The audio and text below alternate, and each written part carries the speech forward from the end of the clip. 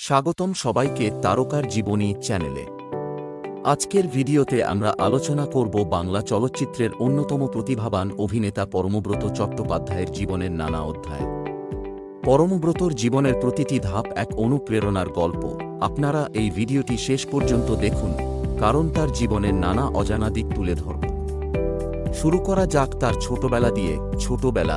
পরমব্রত চট্টোপাধ্যায়ের জন্ম 1980 সালের 27 জুন কলকাতায়।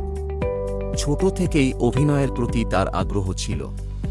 তার বাবা সত্যব্রত চট্টোপাধ্যায় এবং মা মিত্রা চট্টোপাধ্যায় দুজনেই সাংস্কৃতিক পরিমণ্ডলে সক্রিয় ছিলেন। এই সাংস্কৃতিক পরিবেশে বড় হওয়ায় ছোটবেলা থেকেই পরমব্রতর মধ্যে অভিনয়ের বীজ বপন হয়। শিক্ষা। প্রথমে দোলনা ডে স্কুল এবং পরে কলকাতার পাঠভবন থেকে স্কুল শিক্ষা সমাপ্ত করে তিনি ইংরাজি সাহিত্য নিয়ে যাদবপুর থেকে মাস্টার ডিগ্রি অর্জন করেন। সিনেমায় অভিনেতা হিসেবে যোগদান করার পরে তিনি ইউকের ব্রিস্টল থেকে চলচ্চিত্র নিয়ে পড়াশোনা করেন এবং বেশ কিছু ছবি পরিচালনা করেন। চলচ্চিত্র জীবন। তার অভিনয়ের যাত্রা শুরু হয় টেলিভিশন নাটক এবং সিরিয়ালের মাধ্যমে।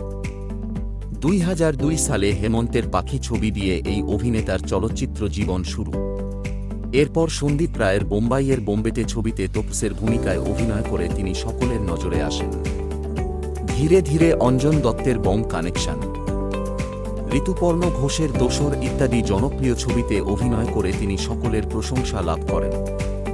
মূল ধারার বাণিজ্যিক ছবিতে প্রবেশ করেন সহ নায়ক হিসেবে প্রভাত রায়ের শুভদৃষ্টি ছবির মাধ্যমে। এই ছবি তাকে মূল ধারার দর্শক মহলে পরিচিতি দেয়। এরপর কৌশিক গাঙ্গুলির ব্রেকফেল, গৌতম ঘোষের কালবেলা, সৃজিত মুখার্জির 22 শ্রাবণ ইত্যাদি ছবির মাধ্যমে তিনি জনপ্রিয়তার শিখরে পৌঁছন।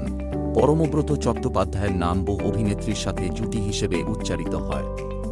তার অভিনয়ের সাথে পাওয়া যায় স্বস্তিকা মুখোপাধ্যায়, কোয়েল মল্লিক, পায়েল সরকার এবং বিদ্যা বালানের মতো অভিনেত্রীদের। বিশেষত বিদ্যা বালানের সাথে কাহানি সিনেমায় তার চরিত্র প্রাণার জন্য তিনি জাতীয় স্তরে প্রশংসা লাভ করেন। তার ব্যক্তিগত জীবনেও রয়েছে নানা গল্প। তার প্রেমিকা রাইমা সেনের সাথে তার সম্পর্ক একসময় বহু চর্চিত ছিল। পরবর্তীতে বিবাহ করেন। 2023 সালের 27 নভেম্বর তিনি গায়ক অনুপম রায়ের প্রাক্তন স্ত্রী পিয়া চক্রবর্তীর সাথে বিবাহ বন্ধনে আবদ্ধ হন। Production house. অভিনেতা বন্ধু রুদ্রনীল ঘোষ ও পরমব্রত দুজন মিলে 2011 সালে ওয়ার্কশপ প্রোডাকশন প্রাইভেট লিমিটেড নামে একটি প্রযোজনা সংস্থা চালু করার মাধ্যমে একজন প্রযোজক হন। কিন্তু পরবর্তীতে তিনি ওই প্রতিষ্ঠান থেকে আলাদা হয়ে যান। বর্তমানে তার প্রযোজনা প্রতিষ্ঠানের নাম রোড শো ফিল্মস। মুম্বাইতে পরমব্রত সুজয় ঘোষের কাহানি ছবিতে ইন্সপেক্টর রানার চরিত্রে অভিনয় করে তিনি বলিউডে প্রবেশ করেন এবং সকলের নজরে আসেন। সারা ভারতে তার অভিনয়ের প্রশংসা হয় এবং এরপর তিনি আরও কিছু বলিউড ছবিতে অভিনয়ের ডাক পান, যেমন ট্রাফিক, ইয়ারা সিল্লি সিল্লি, গ্যাংস অফ ঘোস্ট ইত্যাদি। হলিউডে পরমব্রত 2014 সালে অস্কার জয়ী পরিচালক জেফ্রি ডি ব্রাউনের সাউথ ছবিতে অভিনয়ের মাধ্যমে তিনি হলিউড ছবিতে প্রবেশ করেন। ভারতের পটভূমিকায় তৈরি এটি একটি ইংরেজি ভাষায় নির্মিত হলিউড ছবি। এতে সীমা বিশ্বাস, সুস্মিতা মুখার্জি, প্রিয়াঙ্কা বোস, তিলোত্তমা সোম ইত্যাদি ভারতীয় অভিনেতারাও অভিনয় করেন।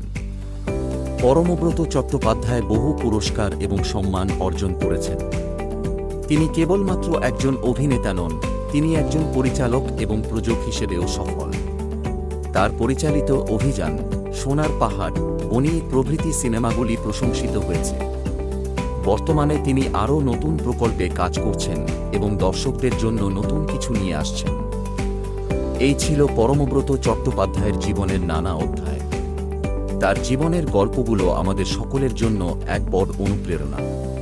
আপনারা যদি এই ভিডিওটি ভালো লেগে থাকে তাহলে লাইক করুন, শেয়ার করুন এবং তারকার জীবনী চ্যানেলটি সাবস্ক্রাইব করুন। পরবর্তী ভিডিওতে দেখা হবে। ধন্যবাদ।